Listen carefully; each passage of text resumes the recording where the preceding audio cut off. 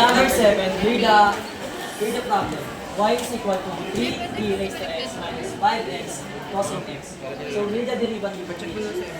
For 3e raised to x, ganun lang din siya lang. And for negative 5x, we have negative 5. For cosine x is negative sine x. And next to do, use the product rule. So, find the value of u.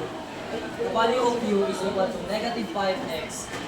And yung next mong gagawin is, hanapin mo yung derivative yan, negative 5x, which is negative 5. And next, is hanapin mo naman yung value ng v. Is ito naman yung cosine x. Next, kukunin mo yung derivative ng cosine x is equal to negative sine x. And i-arrange mo lang siya, ganito yung magiging sila niya. Cosine x times negative 5 plus negative 5x times negative sine x. So, cos sine x times negative 5 is equal to negative 5 cosine x. Negative 5x times negative sine x is equal to positive 5x sine x. So, for the final answer is y prime is equal to 3e raised to x minus 5 cos x plus 5x sine x.